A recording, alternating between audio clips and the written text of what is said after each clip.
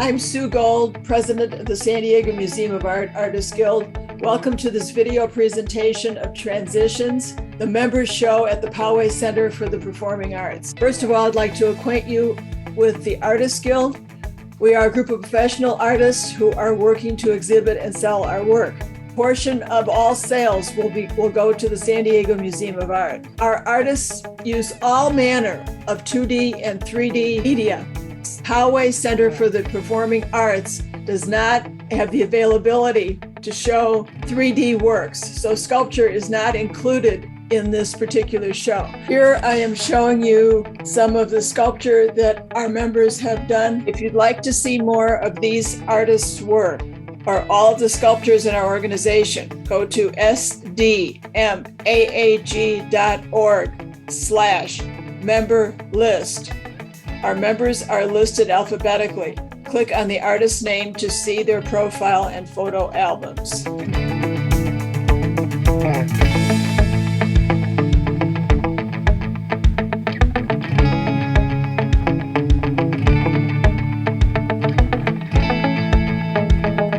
The Artists Guild is a support council of the San Diego Museum of Art. In fact, we are the oldest support council of the museum. We were established in 1915. We are over 100 years old, and we will soon be publishing a book about our centennial. The Artists Guild strengthens the bond between the museum and the artist community and brings original artwork by local artists to the attention of patrons for sale and for purchase. Now, on to the show. Here is Robin Douglas, our juror, walking through the exhibit. Later, she will talk a bit more about the winning work. First, let me say that it's been an honor and a thrill to be chosen as the jurist for the San Diego Museum of Art Artists Guild.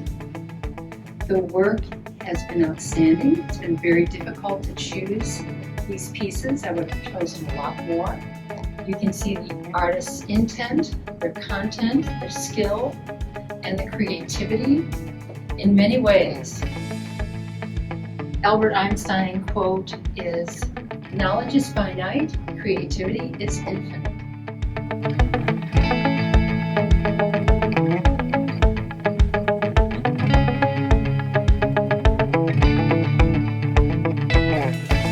You will see all manner of subject matter in this incredible exhibition. You will see color, shape, line, textures, landscapes, portraits. Not only will you see a variety of subject matter, but materials and processes as well.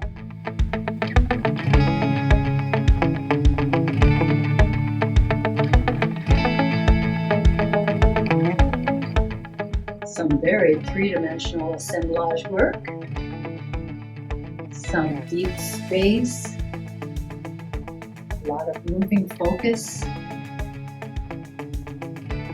excellent color combinations, some surprising color combinations, some mysterious storytelling going on.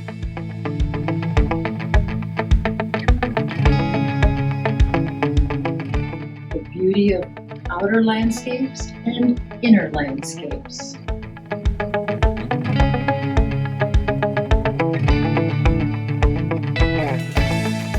The artists of today are going to influence the artists of tomorrow.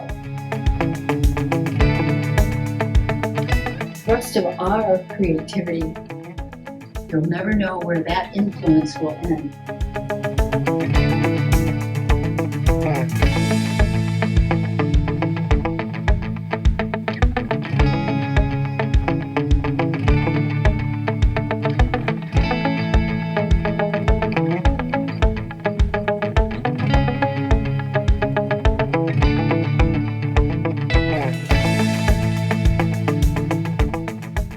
Here's my first honorable mention in no particular order, but this is called Steel Hulled Skyline. It's by Janet Lee.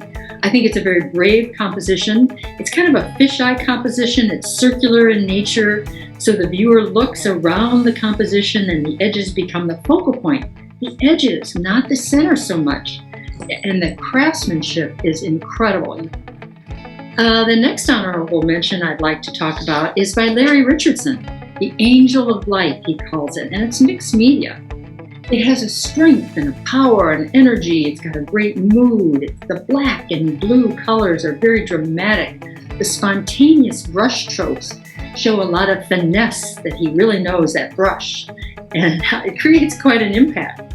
It too tells a story. It could be a goddess, a leader, what culture, what time period. Is it timeless? I really appreciated that one. The next one I'd like to talk about is Betty Agamon, her pods and spines. I love to see this in person. It's very small, it's precious, it's got a mysterious message. It demands closer scrutiny as to what really you're looking at. It's iconic, it's ritualistic, it draws you in, making these natural objects so precious. It's really a lot of fun to see. Your eye continues to go through all those squares. Anyway, the last honorable mention I'd like to mention is by True Rines. It's called Not Day, Not Night. It's acrylic on canvas, and it is a hard edge painting. It has the most impressive craftsmanship, and it's total abstraction. It's kind of an homage to Joseph Albers, perhaps? I'd like to talk to the artist about that. But he has these subtle shadows and shapes that create this three-dimensional space. It's crisp, it's clean. The lines go along through several squares, multiple directions. Your eye keeps moving around the entire composition. Is it overlapping? Is it stacked? What is it? Creates a lot of movement. Now I would like to go through the winners, and I'll start with number 3. So the third place winner in my mind, Margaret Lartham. It's called Passing Through. It makes the ordinary extraordinary, like I've mentioned before. Unexpected colors and a unique perspective. It's illuminating the canvas with those colors. You really feel that energy of those emanating colors. And it's inviting you into an electrified landscape. You think of a landscape or, a city corner with those power lines. You see those every day, how many times a day? But Margaret has really created a unique perspective with those colors. You can't really stop looking at it. So that's number 3. Congratulations, Margaret. Number 2 would be by Steve Harlow. It's called 15 Park Row. And you are absorbed or ushered into this painting. It invites you into this environment. It leads you down this path.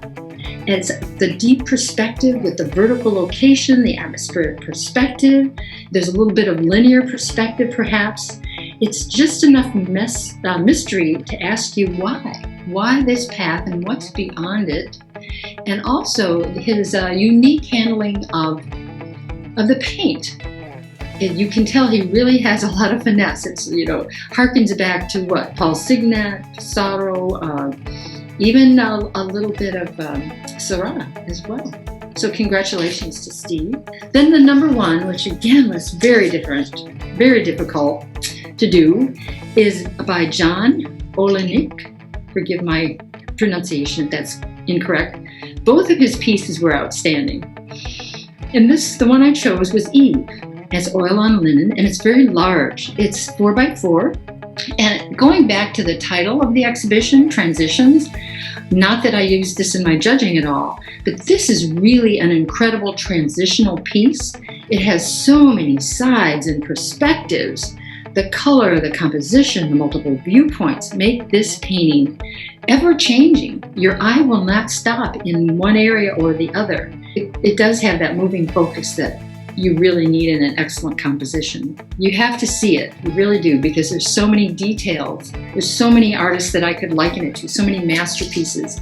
I really appreciate the color, the composition, and the movement. So congratulations to John as well.